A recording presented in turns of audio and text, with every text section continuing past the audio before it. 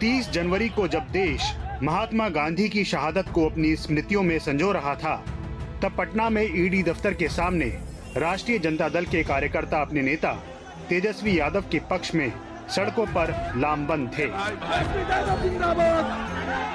पूरे देश में ये दबाव की राजनीति कर रहे हैं। जहाँ जहाँ विपक्ष मजबूत होता है और अपनी कमजोरी दिखती है, आप चाहते हैं इन संस्थाओं को राजनीतिक उपकरण के रूप में इस्तेमाल करें, तो जाहिर है इससे नुकसान दलों का नहीं हो रहा, लोकतंत्र का हो रहा है। बीजेपी की सरकार है, एनडीए की सरकार है। एनडीए चाहती है देश में लोगों को परेशान करना। 28 जनवरी को नीतीश कुमार ने लालू परिवार को झटका दिया, तो 29 जनवरी को नौकरी के बदले जमीन मामले में ईडी के सामने लालू यादव की पेशी हुई। लालू से 10 घंटे तक ईडी ने पूछताछ की, लेकिन यहीं पर लालू परिवार की मुश्किलें नहीं थमी। अगले दिन यानी 30 जनवरी को तेजस्वी यादव से ईडी ने करीब 8.5 घंटे तक पूछताछ की।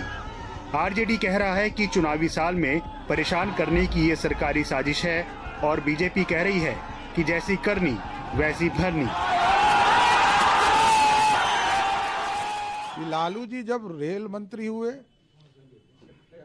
तो गरीबों को जो नौकरी मिलना था उसके बदले जमीन लेने का काम किया, जमीन घोटाला किया।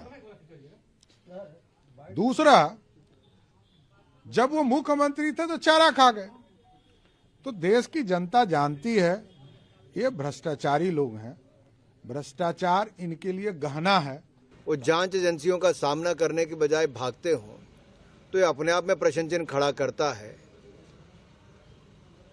और इस पे ना आम आदमी पार्टी बोलती, ना कांग्रेस बोलती, ना कांग्रेस के बाकी सहयोगी बोलते। जिस तेजस्वी को लालू यादव मुख्यमंत्री बनाना चाहते हैं, उनसे ईडी ने पूछताछ की। ऐसी कौन सी प्रॉपर्टी है जो आपके नाबालिग रहते आपके पास थी? आपके नाम से कितनी संपत्ति है और कहां है? रेलवे से संबंधित डील के बाद कई प्रॉपर्टी आपके नाम हुई, तो क्या वो आपकी सहमति से हुआ? दिल्ली के जिस बंगले में आप रहते हैं, क्या वो आपकी बेनामी संपत्ति है? गुरुग्राम के एक मॉल से आपका क्या संबंध है? जाहिर है कि ऐसे सवाल चुनावी मौसम में छवि पर दाग लगाते हैं, और राजनीति में किसी नेता के लिए छवि एक अहम पूंजी है। लालू परिवार की दिक्कत ये है कि उनको 3 मोर्चों पर लड़ना पड़ रहा है। परिवार के दोनों प्रभावी नेता लालू और तेजस्वी ईडी के रडार पर हैं। चुनाव से ठीक पहले उनकी पार्टी सत्ता से बाहर हो गई, और इस चुनाव में फिर से उनका गठबंधन 2019 की तरह ही कमजोर दिख रहा है। ये तो मन बना ही रहे थे कि नीतीश जी को गद्दी से उतारूंगा, मैं बनूंगा, अब विशुद्ध जंगल राज 2 का राज होगा। लेकिन भारतीय जनता पार्टी, नीतीश कुमार भी छटपटा ही रहे थे उस चक्रव्यूह से निकलने के लिए, तो निकल गए। अब नया बिहार। ईडी की पूछताछ में सबसे बड़ा खतरा गिरफ्तारी का है।